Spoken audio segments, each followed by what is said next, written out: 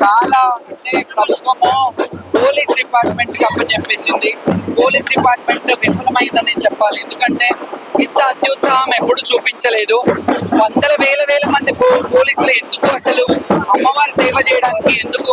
ఇప్పుడు నేను నిన్నటి నుంచి అన్నాను, పోలీసులే అమ్మాయిని తీస్తున్నారంటే ఇప్పుడు కనిపించట్లేదు. లేకపోతే గత సంవత్సరం వీడియోస్ చూడండి, రథం ఎల్లమ్మ బల్కంపేట ఎల్లమ్మ రథం చూడండి, షూస్ వేసుకొని రథం లాగుతున్నారు. అట్లా అన్నందుకు పోలీసు వాళ్ళు ఎక్కువ కనిపించట్లేదు ఇక్కడ. లేకపోతే భక్తులు ఆడుతున్నారు. ఇప్పుడు ఇది కదా కావాల్సింది మనకి, భక్తులు ఆటపడి పోలీసు వాళ్ళే తీసుకెళ్లిపోతున్నారు, అత్యుత్సాహం ప్రదర్శిస్తున్నారు.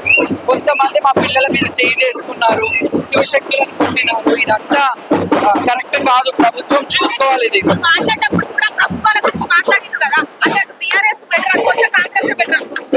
నేను నిన్ననే చెప్పాను కదమ్మా, వెంక మీద నుంచి పొయ్యిలో పడ్డమని. అంటే అట్లా అని కూడా వస్తుంది. అది చూసుకుంటే బాగుంటుంది. గతంలో ఉన్నట్టు లేదంటున్నారా? గతంలో ఉన్నట్లు అంటే అంతే కదా, బోనాలు అందరూ హ్యాపీగా వచ్చేవాళ్ళు. ఇప్పుడు ఏడ్చుకుంటూ వస్తున్నారు శివశక్తులు. బోనాలు ఇక్కడ కమాన్ దగ్గర పెట్టేశారు కదా, అది ఒక బాధ.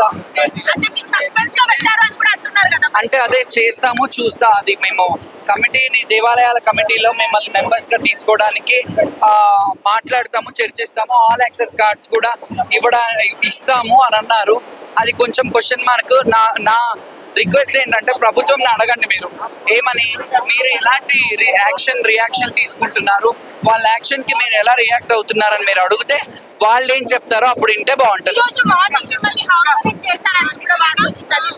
నన్ను ఎన్ని అరెస్ట్ చేసినా నేను ఆగేదాన్ని కాదు. ఈ ఉద్యమం ఆగదు. మా శివశక్తుల పోరాటం అస్సలు ఆపను నేను.